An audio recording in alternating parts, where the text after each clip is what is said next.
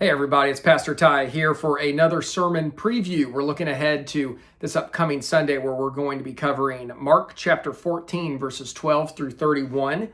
And as is our custom, we're going to jump right in and read the passage, and then I'm just going to give you some of those high bar key themes that are going to come out when we tackle the sermon on Sunday. So without further ado, Mark chapter 14 beginning at verse 12.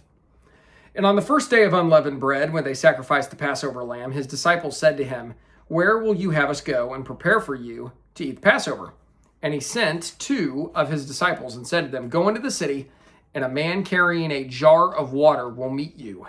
Follow him. And wherever he enters, say to the master of the house, 'The teacher says, where is my guest room where I may eat the Passover with my disciples?'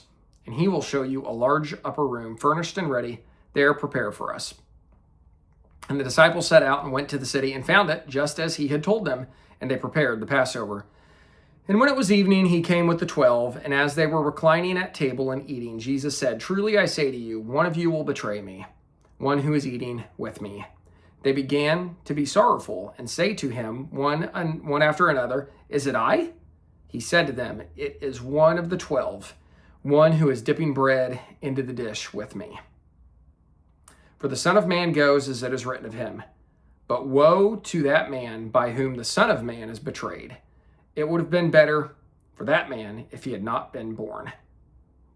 And as they were eating, he took bread, and after blessing it, broke it and gave it to them and said, "Take, this is my body." And he took a cup, and when he had given thanks, he gave it to them, and they all drank of it. And he said to them, "This is my blood of the covenant, which is poured out for many. Truly I say to you, I will not drink again of the fruit of the vine until the day when I drink it new in the kingdom of God." And when they had sung a hymn, they went out to the Mount of Olives, and Jesus said to them, "You will all fall away. For it is written, I will strike the shepherd, and the sheep will be scattered. But after I am raised up, I will go before you to Galilee." Peter said to him, "Even though they fall away, I will not." And Jesus said to him, "Truly I tell you, this very night before the rooster crows twice, you will deny me 3 times. But he said emphatically, "If I must die with you, I will not deny you." And they all said the same. A powerful passage from the Gospel of Mark. And like I said earlier, whenever you're tackling that big of a passage in one fell swoop, it's inevitable that you're going to have to grab onto the key parts the most.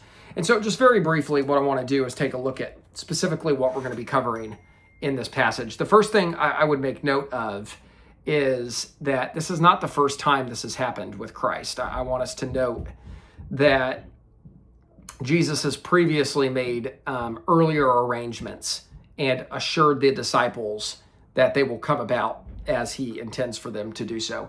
And so Jesus having the Passover meal prepared in advance shouldn't come as a surprise to the gospel reader. The second thing I want us to make note of is that Jesus sort of comes back around to this theme that was previously brought forth with Judas, where he speaks of the son of perdition in a way that is woeful, that is a way that is speaking to the tragedy that is this betrayer and as this individual. But then I want us to notice that sandwiched between this analysis of Judas and this analysis of the rest of the disciples is the institution of the Lord's Supper itself, which is powerful.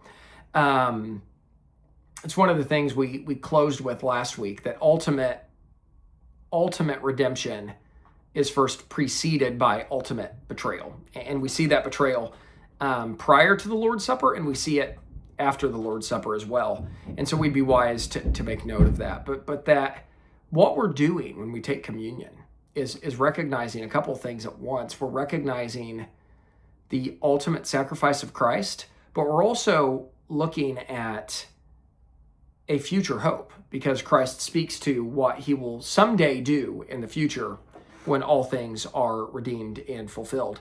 But then again, we speak finally here to Jesus foretelling not just the betrayer that will hand him over, but that all his disciples are going to betray him on various levels, but that none of them are exempt to this.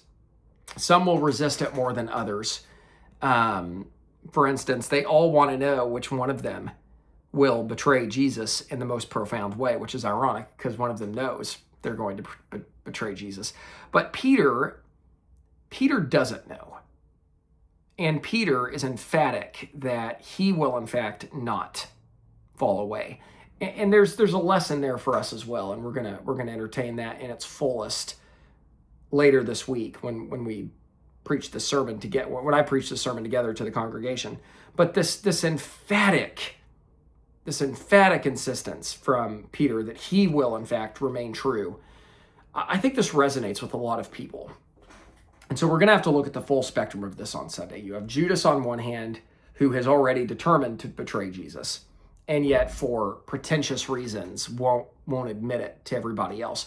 And then you have Peter, who so desperately desires to be the exception, to be one who will prove himself worthy, that will prove his valor, will prove his uprightness, but can't.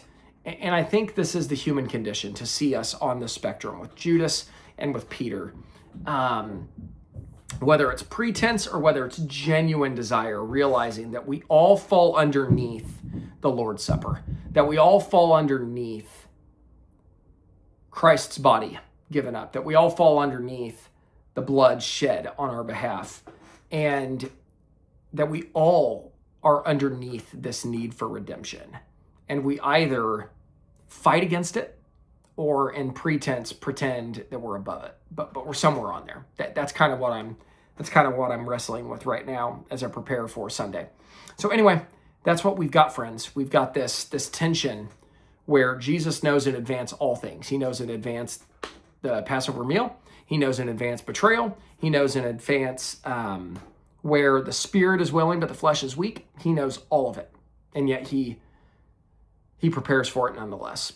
And the last thing I would mention, this is my last point in preparation for Sunday, is what it's like to know in advance your end and to go about it the way Christ does.